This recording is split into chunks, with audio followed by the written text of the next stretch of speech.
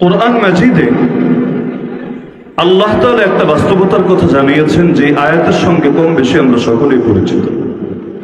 আল্লাহ তাআলা তার রাসূলকে বলছেন, কুল, হে নবী আপনি বলেন, হাল ইয়াস্তাউইল্লাযীনা ইয়ালামুন আল্লাযীনা লা ইয়ালামুন, যারা ইলমের অধিকারী আর যারা ইলমের অধিকারী না তারা কি সমান হতে পারে?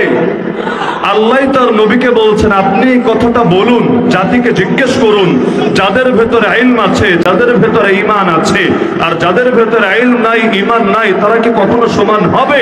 এখানে প্রশ্নের অর্থ এটা না যে আল্লাহ জানতেন না, আল্লাহ এখন জিজ্ঞেস করে করে জেনে নিতে চাচ্ছেন, বরঞ্চ প্রশ্নের উত্তর হলো বা প্রশ্নের উদ্দেশ্য হলো এই বাস্তবতা জানিয়ে দেওয়া আর এটা স্পষ্ট করে দেওয়া যে আলেম যারা আর আলেম না যারা তারা কখনোই সমান হবে না, হতে পারে না।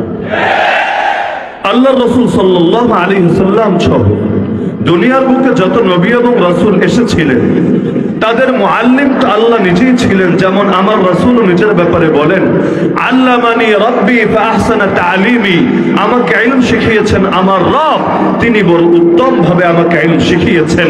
ওয়া আদাবানি রাব্বি ফাআহসানা তা'দিবি, আমাকে আদব শিক্ষা দিয়েছেন আমার রব, তিনি বড় উত্তম করে আদব আমাকে শিক্ষা দিয়েছেন। মানুষের প্রথম পরিচয় তো ছিল এটা। পৃথিবীর প্রথম মানুষটাকে সৃষ্টি করার আগেই আল্লাহ ফেরেশতাদেরকে বলেছিলেন, ইন্নী জাইলুম ফিল আরদি খলিফা, নিশ্চয়ই আমি পৃথিবীতে খলিফা বানাতে যাচ্ছি। খলিফা মানে বাঙালি যা বলছে দর্জি, এটা না। খলিফা আরো বিভিন্ন অর্থে আমাদের দেশে ব্যবহৃত হয়, এখানে উদ্দেশ্য সেটাও না। খলিফা দ্বারা আল্লাহ তাআলা বোঝাচ্ছেন যে আমি পৃথিবীর মধ্যে আমার প্রতিনিধি সৃষ্টি করতে যাচ্ছি, এমন জাতি বানাতে যাচ্ছি যারা থাকবে তো জমিনে, কিন্তু জমিনের প্রতিটা ইঞ্চি ইঞ্চি মাটিতে প্রতিনিধিত্ব বাস্তবায়ন করবে আল্লাহ। তো প্রথম খলিফা হয়ে দুনিয়ার বুকে আসলেন আব্বা আদম আলাইহিস সালাম। এরপর একে একে লক্ষ লক্ষ নবী এবং রাসূল দুনিয়ার বুকে আসলেন। তাদের সংখ্যা যে কত আল্লাহ তাআলাই ভালো জানেন।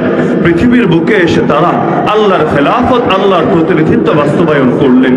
আল্লাহর প্রতিনিধিত্ব বাস্তবায়ন মানুষ করতে হলে অবশ্যই তাকে জ্ঞানের অধিকারী হতে হবে, কারণ জ্ঞান ছাড়া আবেগী হওয়া যায়, জ্ঞান ছাড়া কোনো বাস্তবে ফিল্ডে কাজ করা যায় না। ফিল্ডে কাজ করার জন্য অবশ্যই তাকে জ্ঞানের অধিকারী হতে হয়। এখন জমিন যেহেতু আল্লাহর, আর আল্লাহর জমিনে প্রতিনিধিত্ব বাস্তবায়ন করতে হবে আল্লাহ, কারণ এটাই যুক্তির কথা। আমার ঘরে আমি আমার আদর্শই বাস্তবায়ন করব। আরেকজন যদি বলে না তোমার ঘরে আমি আমারটা বাস্তবায়ন করব, আমি বলবো না রে, তোরটা তুই নিজের দেশে গিয়ে বাস্তবায়ন কর, কিন্তু আমার ঘরে আমি তোকে কখনোই তোর আদর্শ বাস্তবায়ন করতে দেব না। পৃথিবীতে কেউই তার অধীনতা থাকা এলাকায়, অঞ্চলে, ঘরে, বাড়িতে অন্যের নাক গলানো, অন্যের সাম্রাজ্যকে কখনোই মেনে নেয় না। এই যে আজকাল যে সারা দুনিয়ায় অনেকে বোঝাচ্ছে ফিলিস্তিনে আর ইসরায়েলে গন্ডগোল হচ্ছে, মারামারি হচ্ছে, দ্বন্দ্ব হচ্ছে, যুদ্ধ হচ্ছে, সমাধান কি? সমাধান হলো দুই দলকে থামায় দাও, তাহলেই তো সমাধান হয়ে গেল। আরে হালতটা যেন এমন যে মোমেন শাহের বড় বাজারে ঝগড়া লেগেছে, বাঙালি ঝগড়া লাগলে তো মারপিট শুরু করলে একজন আর একজনের নাকে এলো পাথারে ঘুষি মারতেই থাকে। তো এখন সাধারণ ময়মুরব্বীরা এসে, এলাকাবাসী এসে দুইটারই প্রথমে টেনে টেনে দুই দিকে সরায়, তারপর উভয়টাকে শান্ত করে। এই শোন, তুই কিছু বলিস না, এই শোন, তুই এখন মারামারি করিস না। প্রথমে দুটোকে থামায়, তারপর যা তাদের কথা শোনার সেটা শোনে। তো এখন দুনিয়ার অনেকেই সবক দিচ্ছে, ফিলিস্তিন তোমরাও থেমে যাও, ইসরায়েল তোমরাও থেমে যাও, জায়নিস্টরা তোমাদেরও লড়াইয়ের দরকার নাই, হামাসের মুজাহিদিনরা তোমাদেরও লড়াইয়ের দরকার নেই, ব্যাস সমাধান তো হয়ে গেল। কিন্তু একটাবার চিন্তা করে না, আরে এটাকে কি সমাধান বলে? আরে আমার ঘরকে এসে দখল করে নিল অন্যরা, আমার ঘরের 80% অধিক অঞ্চল দখল করে রেখেছে অন্যরা। শুধু দখলই করে নাই, যেটা বাকি রেখেছে এটার মধ্যেও নিজেদের সম্পূর্ণ আধিপত্য আর আগ্রাসন চালিয়ে যাচ্ছে। এমনকি পানি কখন আসবে, কখন আসবে না, কখন বিদ্যুৎ থাকবে, কখন থাকবে না, কখন মোবাইল ইন্টারনেট পাবে, কখন পাবে না, সবকিছু তাদের ইচ্ছার উপর নির্ভরশীল হয়ে গেছে। শুধু কি তাই নাকি, মুসলমানদের প্রথম কিবলাটা পর্যন্ত দখল করে রেখেছে, সেটাকে ভেঙে গুঁড়িয়ে দিয়ে ঠিক সেই জায়গায় থার্ড টেম্পল বা সুলাইমানি মন্দির বানাতে চাচ্ছে। এখন এটা কোন ধরনের ইনসাফের কথা যে উভয় দলকেই বললা তোমরা থেমে যাও? আর ইনসাফের কথা তো হলো এটা, তাদেরকে বলা হবে সিভিলিয়ান নাগরিককে মেরো না, নারী শিশুদেরকে মেরো না, যারা যুদ্ধে জড়িত না তাদের গায়ে হাত তুলো না। কিন্তু যোদ্ধারা তো ময়দানে নেমেছে, যুদ্ধের ভাষায় কথা বলার জন্য তারা পিছপা হতে চায় না। তাদেরকে মারতে পারলে মারো, আর তাদের হাতে মরতে হলে মরো, কিন্তু এই লড়াই তো বন্ধ হবে না যতক্ষণ পর্যন্ত ইসরায়েল নামক যারা রাষ্ট্রটা থাকবে, যতক্ষণ পর্যন্ত মুসলমানদের প্রথম কেবলা ইহুদিদের দখলে থাকবে, যতক্ষণ পর্যন্ত ইসলামের কোন 1 ইঞ্চি ভূমিও কাফিরদের দখলে থাকবে, পৃথিবীর সকল আহলে হক মুফতিয়ানে কেরাম এ ব্যাপারে একমত, ততক্ষণ পর্যন্ত গোটা দুনিয়ার মুসলমানদের জন্য জিহাদ ফরজ থাকবেই থাকবে।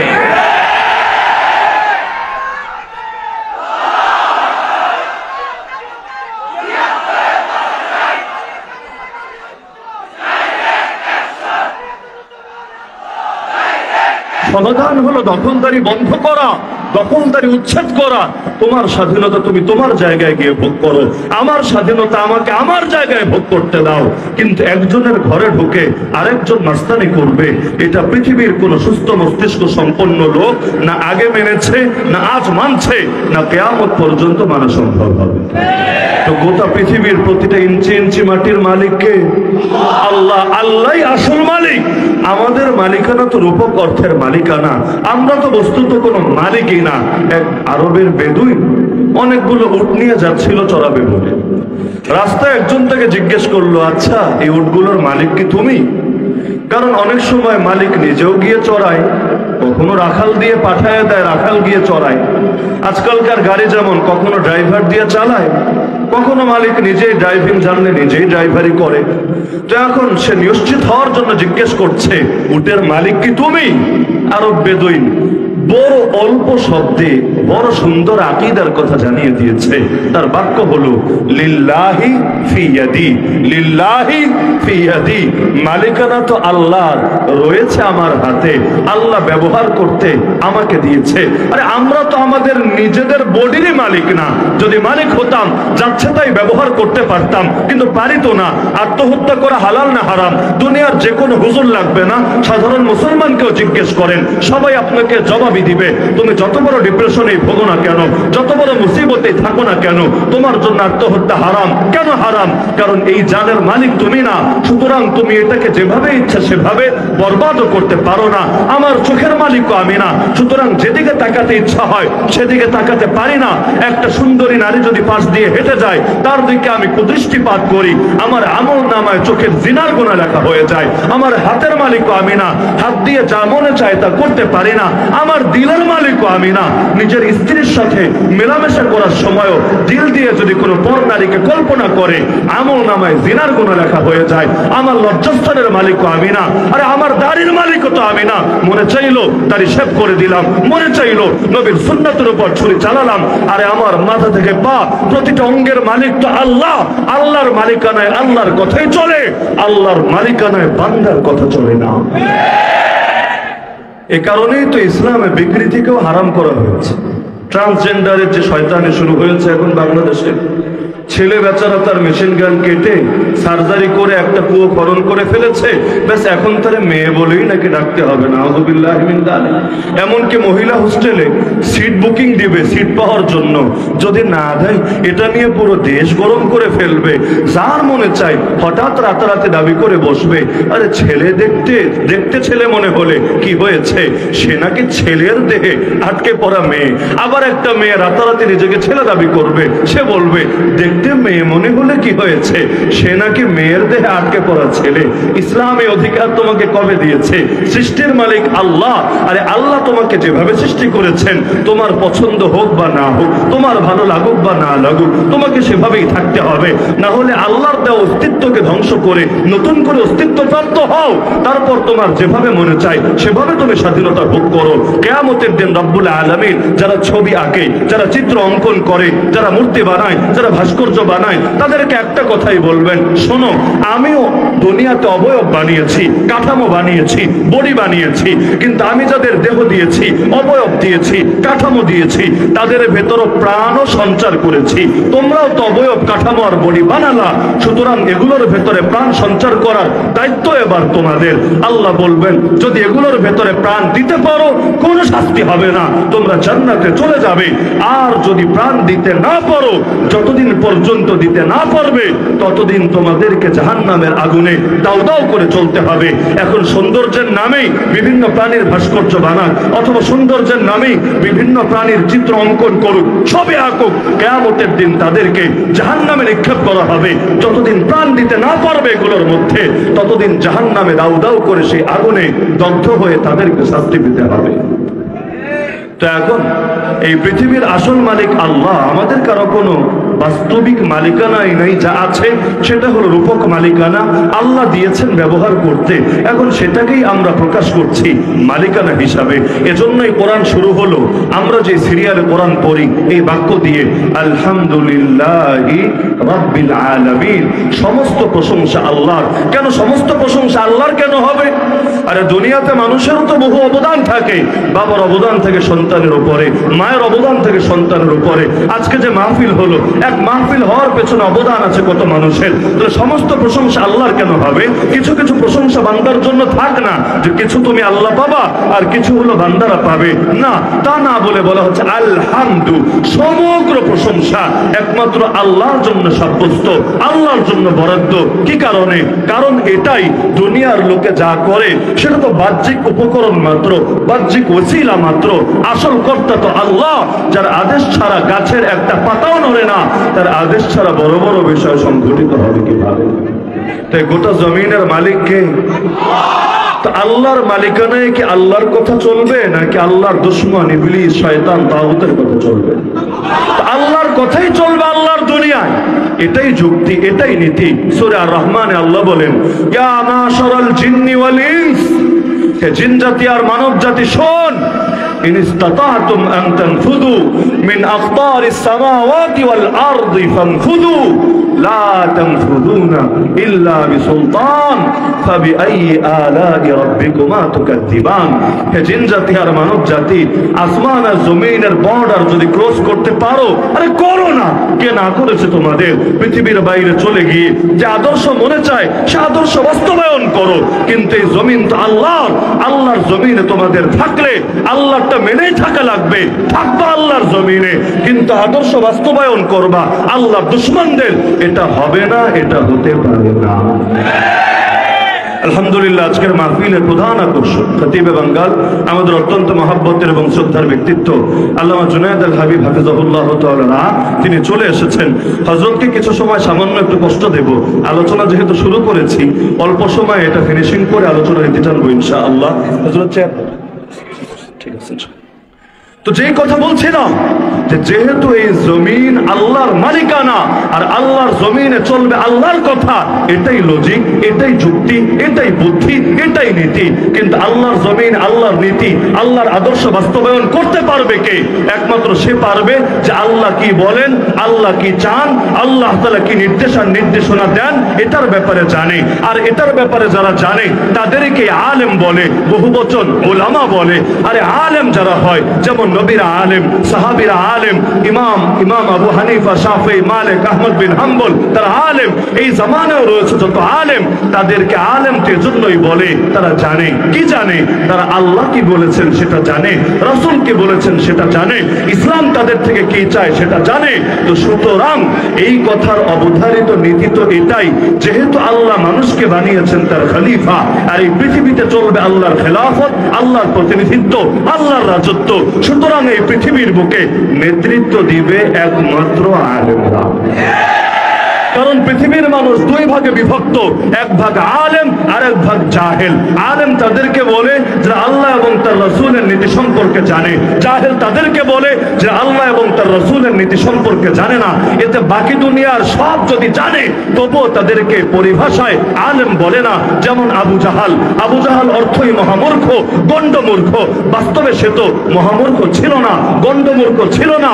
আল্লাহর নবী হয়ে প্রেরিত হওয়ার আগে তাকে কেউ আবু জাহাল নামে চিনত না, সবাই তাকে বলতো আবুল হাকাম, মহাজ্ঞানী। তো যেই মানুষটা ছিল মহাজ্ঞানী, রাতারাতি তাকে মহামূর্খ বলা হলো কেন? একমাত্র কারণ তো এটাই, যে জ্ঞান দিয়ে আল্লাহ চেনা যায় না, যে জ্ঞান দিয়ে রাসূল চেনা যায় না, যে জ্ঞান দিয়ে হক আর বাতিলের মধ্যে পার্থক্য করা যায় না, ইসলাম ওটাকে কোনো জ্ঞানী মনে করে না। সুতরাং যত বড় বুদ্ধিজীবী হোক, যত বড় মাথায় টাক ফেলা জ্ঞানী গুণী হোক, যত বড় ব্যক্তিত্বই হোক, এমনকি তারা যদি গোটা দুনিয়ার সবচেয়ে বড় বড় ডিগ্রিও হাসিলকারী হোক, কিন্তু যদি ইমানের ব্যাপারে, দ্বীনের ব্যাপারে, কোরআনের ব্যাপারে, শরীয়তের ব্যাপারে না জানে, তাদেরকে আলেম নয় বরং জাহেল বলে। আলেম আর জাহেল সমান না। আর আল্লাহ তাআলা দুনিয়ার বুকে নবীদেরকে পাঠিয়েছেন এজন্য তারা ইলম নিয়ে পৃথিবীর বুকে আল্লাহর প্রতিনিধিত্ব, আল্লাহর রাজত্ব বাস্তবায়ন করবেন।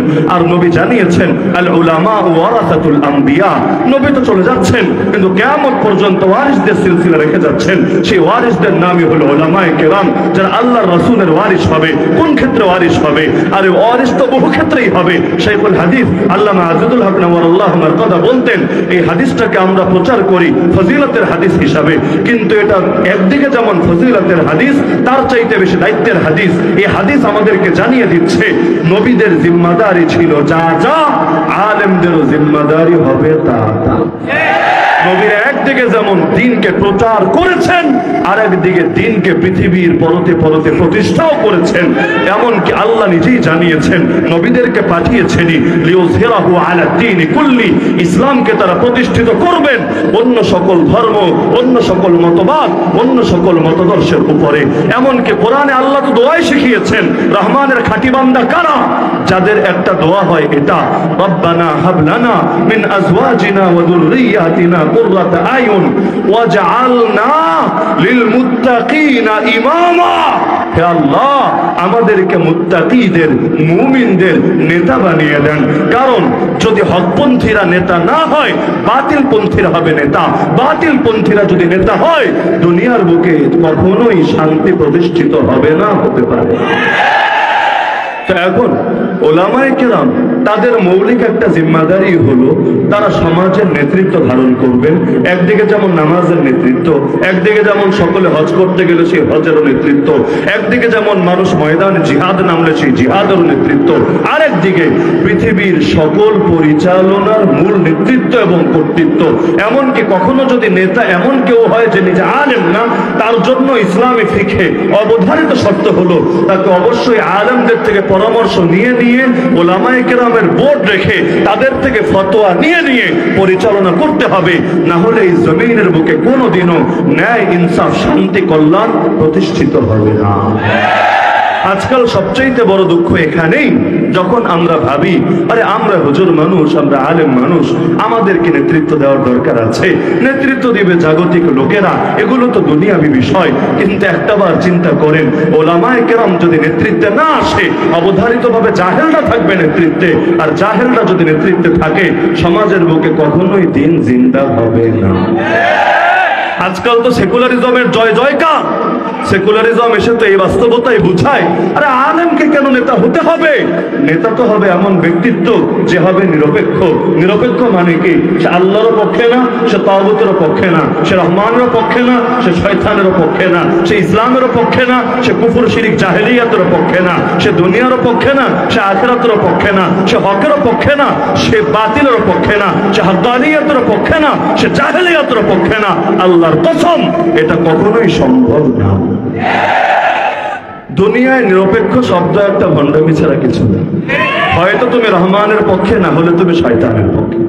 হয়তো তুমি হকের পক্ষে, না হলে তুমি বাতিলের পক্ষে। মাঝামাঝি অবস্থান চলে না। যারা নিজেদেরকে মাঝামাঝি বলে, আরবিতেও যাদেরকে মুনাফিক বলে, বস্তুত তারাও শয়তানের দলের সদস্য ছাড়া কিছু না। কিন্তু একদিকে দিলের মধ্যে লালন করে শয়তানি, আর একদিকে বাইরে নাম ধারণ করে ইসলামী। কারণ কি? মৌলিক একটা কারণ হলো তারা যে শয়তানি ভেতরে চেপে রাখে, এটা প্রকাশ করার সৎ সাহস রাখে না। কারণ তারা জানে, তারা যদি জাতিকে বলে আসলে আমরা ইসলামের পক্ষে না, ইমানের পক্ষে না, কোরআনের পক্ষে না, দ্বীনের পক্ষে না, আল্লাহর পক্ষে না, আবার বিপক্ষেও না, বিপক্ষে নাম মানেই তুমি আল্লাহর পক্ষে না, এটা যদি বলেই ফেলে, সমাজের মানুষ তাদেরকে লাল কার্ড দেখাতে এক মুহূর্ত সময় নেবে। তখন তো ভণ্ডামের মুখোশ খুলে যাবে, ব্যবসায় লালবাতি চলে যাবে, তো ইচ্ছায় বা অনিচ্ছায় সাইনবোর্ড ব্যবহার করা লাগেই লাগে। আসলে তোমাদের পক্ষেও না বিপক্ষেও না, মানেটা কি? মাঝামাঝি সুরাত তো সম্ভব না। ইসলামকে শান্তির ধর্ম না অশান্তির ধর্ম? আপনাদের কি মত, শান্তির না অশান্তির? যদি ইসলাম শান্তির ধর্মই হয়, ইসলামের পক্ষে থাকবে না কোন দুঃখে, কোন যুক্তিতে?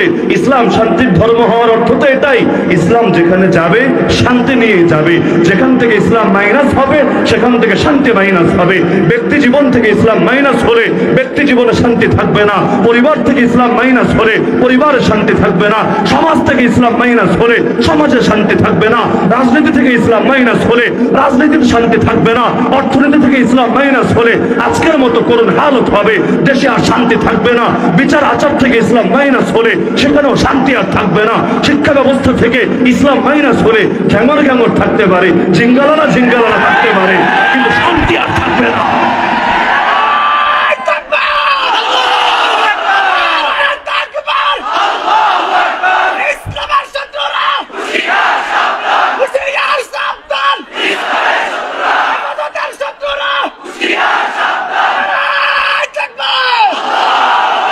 শুধু ব্যক্তির পরিবর্তনে কখনো সমাজ পরিবর্তন হয় না, বরঞ্চ যতদিন পর্যন্ত সিস্টেম পরিবর্তিত না হয় ততদিন পর্যন্ত এই পৃথিবীতে শান্তির দেখা পাওয়া যায় না। আমার নবী যখন মক্কায় ছিলেন, আমার নবীকে কি ক্ষমতার অফার দেওয়া হয় নাই? 3টা অফার দেওয়া হয়েছে। মোহাম্মদ ভাতিজা তুমি বলো, যদি নারী চাও আরবের সবচেয়ে সুন্দরী নারী এনে দেব, যদি সম্পদ চাও সম্পদের স্তূপ বানিয়ে দেব, যদি ক্ষমতা চাও তোমাকে দারুন নদওয়া নামক পার্লামেন্টের মেম্বার বানিয়ে নিব। আল্লাহ নবী 3টাকে নাকচ করেছেন। আমার সুন্দরী নারীও লাগবে না, আমার রাশি রাশি স্তূপকৃত সম্পদ লাগবে না, আমার দারুন নদওয়া নামক পার্লামেন্টের মেম্বার হওয়া লাগবে না। কিসের জন্য? এই ক্ষমতার অপশনটাও তিনি গ্রহণ করলেন না। যদি বলেন তিনি হুজুর মানুষ, ক্ষমতা দিয়ে তিনি করবেনটা কি? তাহলে মদিনায় যাওয়ার পর তিনি গ্রহণ করলেন কেন?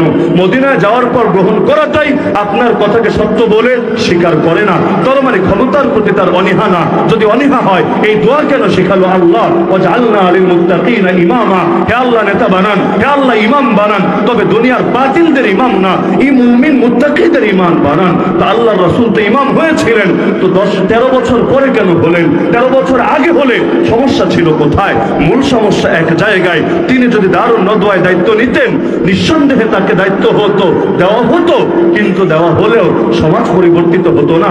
কারণ মক্কায় একনায়কতন্ত্র ছিল না, মক্কায় একজনের সার্বভৌমত্ব ছিল না, একজনের কথাই আইন, একজনের কথাই বিধান, এটা মক্কার সিস্টেম ছিল না। মক্কায় দারুন নদওয়ায় আবু জাহালও বলতো, আবু লাহাবও বলতো, উতবাও বলতো, শাইবাও বলতো, ওমরও বলতো, খালেদও বলতো, আবু সুফিয়ানও বলতো। নতুন করে রাসূলকে ঢুকালে রাসূলও বলতেন। এরপর মাথা গোনা হতো। কখনো আল্লাহর রাসূল যে মত দিতেন সেটা পাস হতো, কখনো আল্লাহর রাসূল যে মত দিতেন সেটা ফেল হতো। রাসূল তো বলতেন আল্লাহর পক্ষ থেকে, কারণ তিনি বানিয়ে কোনো কথা বলেন না। ওমা ইয়ানতিকু আনিল হাওয়া ইন হুয়া ইল্লা ওয়াহয়ুন ইউহা। রাসূল বলতেন চোরের সাজা এটা, রাসূল বলতেন ডাকাতের সাজা এটা, রাসূল বলতেন ধর্মত্যাগী জিন্দিকদের সাজা এটা, রাসূল বলতেন অমুক অমুকের ব্যাপারে ইসলামের নির্দেশনা এটা। আবু জাহাল বলতো না ভাতিজা এটা চলবে না। আবু লাহাব বলতো আরে এটা বেশি করা হয়ে যায়, এই সমাজে এমন হুজুগে হলে চলবে না। এক একজন এক এক মত দিত, দেওয়ার পরে মাথা গুনে গুনে কখনো আল্লাহ পাস, কখনো আল্লাহ ফেল। নাউযুবিল্লাহ মিন যালিক। এভাবে কখনোই সমাজের বুকে ইসলাম জিন্দা হয় না। সর্বযুগেই ক্ষমতাধররা নবীদের বিরোধিতা কেন করেছে বেশি? আরে সব নবীর নাম আপনি জানেন না, কিন্তু আজকে বাসায় গিয়ে কোরআন খোলেন, যেই যেই নবীর নাম আপনি জানেন তাদের প্রধানতম দুশমন কারা ছিল? নবীদের দুশমন ছিল জানেন তো? এটা গোলালো যারা হবে না দুশমন তাদের থাকবে, এটাই স্বাভাবিক কথা। আল্লাহ বলেন ওয়াকাযালিকা জাআলনা লিকুল্লি নাবিয়্যিন আদুওয়াম মিনাল মুজরিমিন। আমি আল্লাহ প্রত্যেক নবীর জন্যই অপরাধীদের মধ্য হতে শত্রু বানিয়েছি। সুতরাং সকল নবীর শত্রু ছিল, কিন্তু সেই শত্রু কারা ছিল? কোরআন খোলেন। কোন যুগে তাদের নাম ফেরাউন, কোন যুগে তাদের নাম নমরুদ, কোন যুগে তাদের নাম আবু জাহাল, আবু লাহাব, উতবা, শাইবা। এরা কারা? এরা তো কোনো কৃষক না, এরা তো সাধারণ খেটে খাওয়া মানুষ না, এরা তো নিম্ন শ্রেণীর দিনমজুর না। এরা কারা? এরাই সমাজের নেতা, এরাই সমাজের হর্তাকর্তা, এরাই সমাজের ক্ষমতাধর। তো নবীদের পথে এরাই সবচাইতে বেশি কাটা কেন বিছালো, এদের সাথে নবীদের সংঘাত যুগে যুগে কেন হলো? এর প্রধানতম একটা কারণ হলো নবীরা চাচ্ছিলেন সমাজে আল্লাহর নেতৃত্ব বাস্তবায়িত হোক। কারণ নবী নিজের থেকে কোনো নেতৃত্বগিরি করবেন না। নবী যা চালাবেন, যা বলবেন, যা করবেন সব আল্লাহর পক্ষ থেকে নির্দেশ হয়ে করবেন। তো নবী চাচ্ছিলেন আল্লাহর রাজত্ব, তারা চাচ্ছিল মানুষের রাজত্ব। মানুষের রাজত্ব চললেই ভণ্ডামি ভালো থাকে, মানুষের রাজত্ব চললেই ধান্দাবাজি ভালো থাকে। আজও যেমন অনেকে আল্লাহর বিধিবিধান জানার পরও সেটাকে বুড়া আঙ্গুল দেখায়। কিসের জন্য? কারণ তারাও জানে আল্লাহর বিধান যদি বাস্তবায়িত হয়, যেই পরিমাণ চুরি করেছে ডাইন হাতার কারো থাকবে না, যেই পরিমাণ জিনা করেছে পাথর খেতে খেতে জানি তো আর বাঁচবে না, যেই পরিমাণ মানুষকে ঠকিয়েছে, ডাকাতি করেছে, রাহাজানি করেছে, এতে ইসলাম একবার বাস্তবায়িত হলে তারা তো দুনিয়ার সাথী আর আস্বাদন করতে পারবে না। সুতরাং জেনে বুঝো ইসলামের দুশ্মনী করে, কারণ তারা ভালো করে জানে ইসলাম যদি পৃথিবীর পরতে পরতে জিন্দা হয়, তাদের এই শয়তান রাজত্ব আর বাকি থাকবে না। তো এ কারণে নবীদের পথ সবচাইতে বেশি কাটা বিছিয়েছে তারা, কিন্তু তাও নবীরা হাল ছাড়েন নাই, নবীরা দমে যান নাই, শিরকের সঙ্গে দায়িত্ব বুঝে নেন নাই, তাওহীদের সঙ্গে ঠিকই বুঝে নিয়েছেন। মদিনায় যাওয়ার পর ইমাম ঠিকই হয়েছেন, মক্কায় থাকতে ইমাম হতে রাজি হন নাই। হ্যাঁ, এখন যদি মূল জিম্মাদারি আলেমদের হাতে না আসে, খালি যদি ব্যক্তি আর ব্যক্তি চেঞ্জ হতেই থাকে, তাহলে আমাকে বলেন মূল সমস্যার সমাধানগুলো কিভাবে হবে? যেমন সুদ আমাদের রন্ধে রন্ধে ছড়িয়ে গেছে নাকি যায় নাই? যেই সুদের 70 গুণা সর্বনিম্ন গুণা নিজের আপন মায়ের সাথে জিনা করার সমান। আমাদের অর্থনীতির মেরুদণ্ড সেই সুদের উপর দাঁড়িয়ে আছে কি না? ব্যাংক চলে, মূলধারার ব্যাংক কিসের উপর? সুদের উপর। শেয়ার বাজার চলে কিসের উপর? সুদের উপর। বিমাগুলো চলে কিসের উপর? সুদের উপর। আরো এরকম কয়েক ডজন সেক্টর দেখানো সম্ভব যেগুলো চলে সুদের উপর। বাজেট পড়েন, বড় একটা অংশ জুড়েই থাকে সুদ আসল কিভাবে পরিশোধ করতে হবে এটার আলোচনা। তো এই যে ইচ্ছায় বা অনিচ্ছায় রন্ধে রন্ধে সুদ ঢুকে গেছে। একটা মানুষ যদি নিজের আপন মায়ের সাথে জিনা করার সমতুল্যে গুনাহে লিপ্ত থাকে, সে কামিয়াব হয় কিভাবে? তো একজন ব্যক্তি যেমন কামিয়াব হয় না, গোটা দেশটা যখন সেই সুদকেই মূলনীতি বানায়, মেরুদণ্ড বানায়, তারা দুনিয়ার বুকে সফল হয় কিভাবে? বুঝা?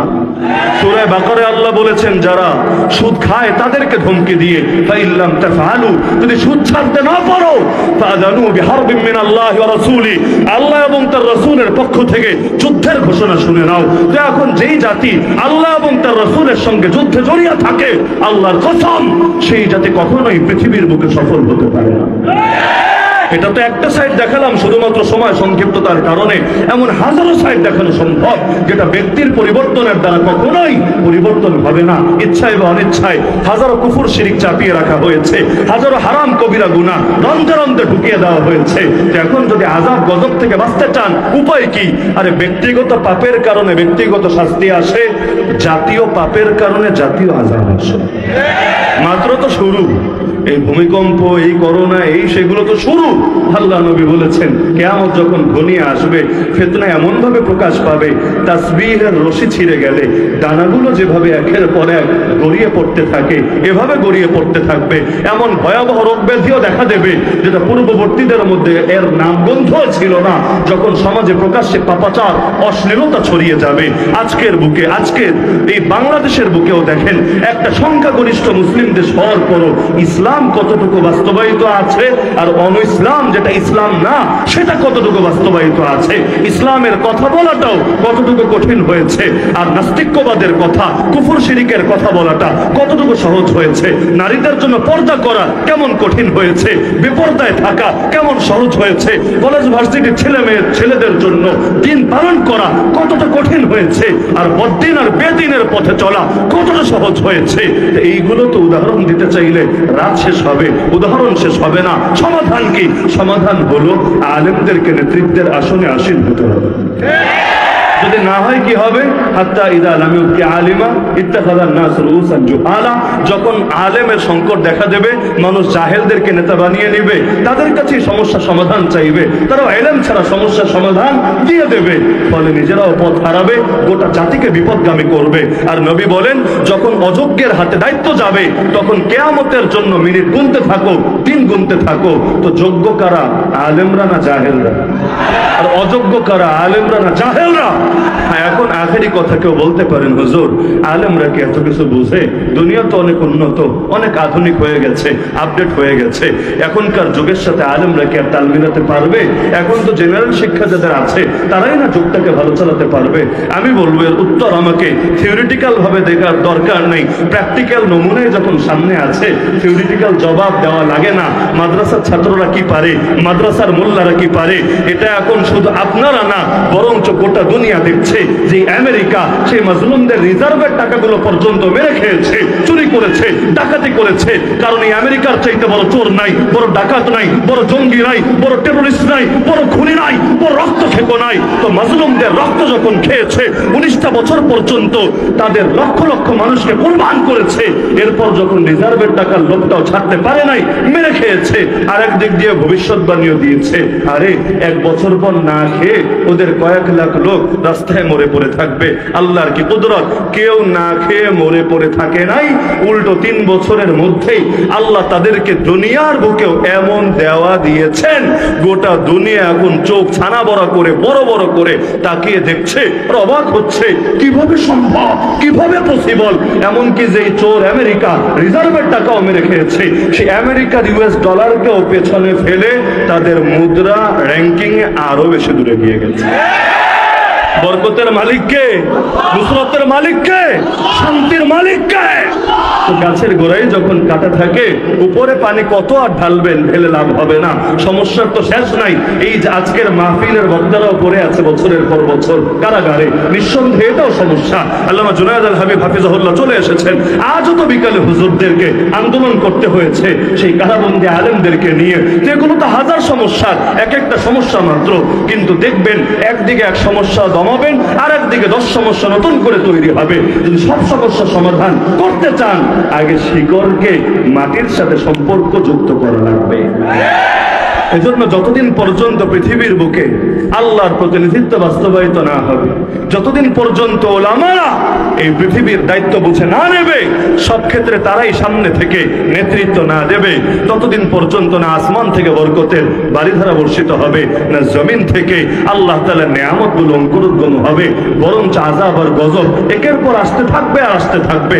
বাঁচতে চাইলে পথ একটা, যেই পথ এখন আমাদের সামনে স্পষ্ট, আলহামদুলিল্লাহ ওলামায়ে দেওবন্দ যেই লক্ষ্যে যে দারুল উলুম দেওবন্দ প্রতিষ্ঠিত হয়েছিল, যে নেতৃত্বের সংকট পূরণ করতে হবে, ময়দানে সেনাপতি তৈরি করতে হবে। সৈনিক তো বহুত আছে, সেনাপতি না থাকলে সৈনিককে চালাবে কে? আলহামদুলিল্লাহ সে দারুল উলুম দেওবন্দের কৃতি সন্তানরা সারা দুনিয়ার সেই আদর্শ দেখিয়ে দিচ্ছে। যেখানে এসে বালাকোট থেমে গিয়েছিল, যেখানে এসে আহমদ শহীদ আর ইসমাইল শহীদ রাহিমাহুমুল্লাহ রক্ত ঝরেছিল, সেখানে দারুল উলুম হাক্কানিয়া প্রতিষ্ঠিত হয়ে সে দারুল উলুম হাক্কানিয়ার সন্তানরা সারা দুনিয়াকে নতুন দিনের নতুন বার্তা দিয়ে যাচ্ছে। সুতরাং আমাদের মন ভাঙার কিছু নাই, তবে সিস্টেম পাল্টাতে হবে। মাথার মধ্যে এই আদর্শটা ভালোভাবে গেঁথে নেন। ব্যক্তি চেঞ্জের দ্বারা সমাজ পরিবর্তন হবে না, যতদিন আদর্শ পরিবর্তন না হবে, নীতি পরিবর্তন না হবে, সিস্টেম পরিবর্তন না হবে, ততদিন পর্যন্ত শান্তির আশা করা যায় না। হ্যাঁ, জিল্লতির জীবনের চাইতে ইজ্জতের মৃত্যুই বেশি প্রিয় হবে আমাদের কাছে। ফিলিস্তিনের ভাইয়েরা রক্ত দিয়ে আমাদেরকে এই আদর্শই শিখিয়েছে, জিল্লতির সাথে শিয়ালের মতো 1000 বছর বেঁচে লাভ নাই, বাঁচলে একদিন বাঁচবো, মাথা উঁচু করে বাঁচবো। এই কপাল এক আল্লাহ ছাড়া কারো সামনে নত করবো না, আর লড়াই করতে করতে শাহাদাত বরণ করবো।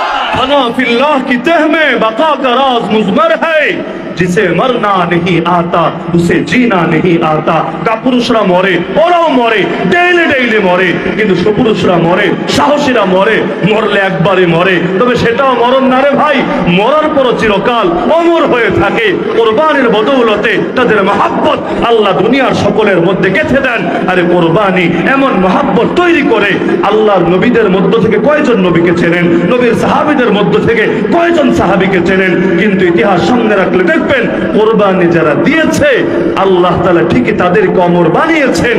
তাদের নামগুলো আমাদের সমাজের সাধারণ বাচ্চারাও জানে আলহামদুলিল্লাহ। সুতরাং কোরবানি দিতে পিছপা হবেন না।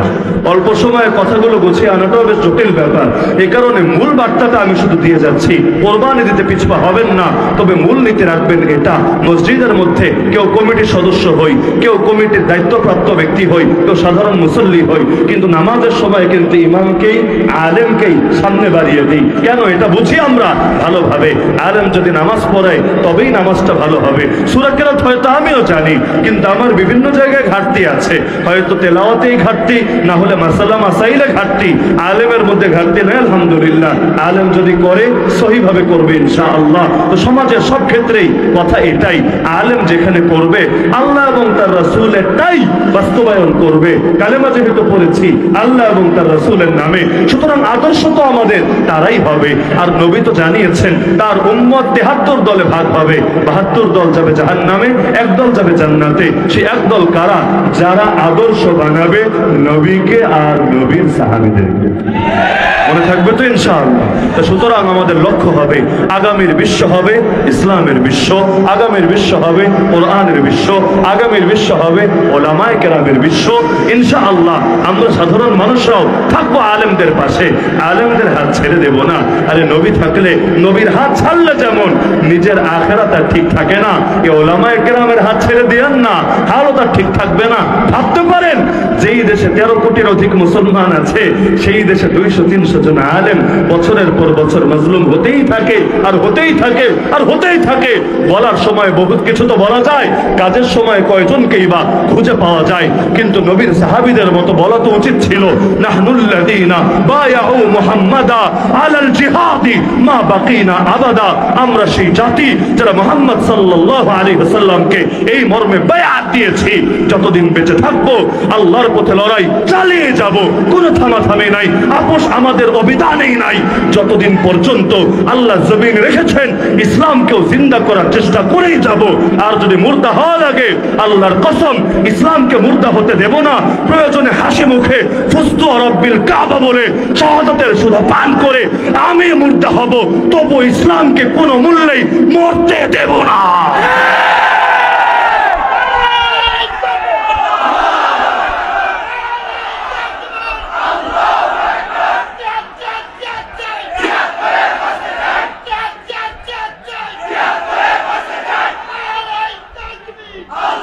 ইসলামের প্রহরী আমরা, পাহারাদারের হক আদায় করা লাগবেই লাগবে।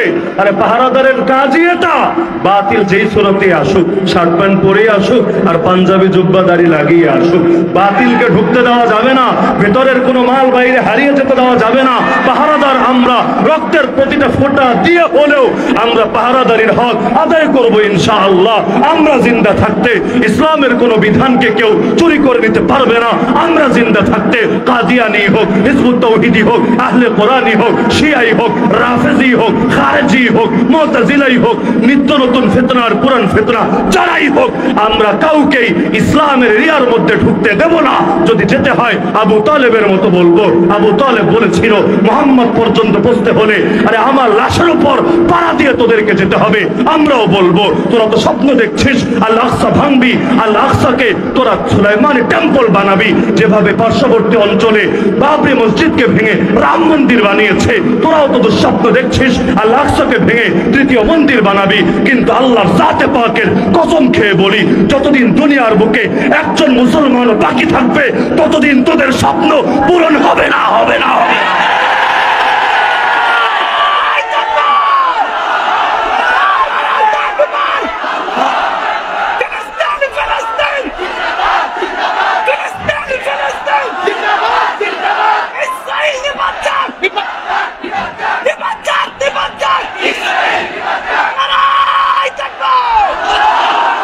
আলহামদুলিল্লাহ, আলোচনা আমি আর দীর্ঘ করছি না, হযরতকে বসিয়ে রেখে। আলহামদুলিল্লাহ, এই মাহফিল ও মোমেন শাহের বুকে এক বেনজির মাহফিল। আমাদের শাইখ আলহামদুলিল্লাহ শুধু মোমেন শাহী না, পুরো দেশের বুকেই আলহামদুলিল্লাহ সুম্মা আলহামদুলিল্লাহ এক বেনজির শায়ের। আর পরিবেশও আলহামদুলিল্লাহ বহু দিক থেকেই কিছু ষড়যন্ত্র হয়েছিল মাদ্রাসা নিয়ে, কিছু মানুষ চেয়েছিল মাদ্রাসার পবিত্রতাকে লঙ্ঘন করবে, আল্লাহ এমন ভাবে হেফাজত করেছেন, রাখে আল্লাহ মারেকে।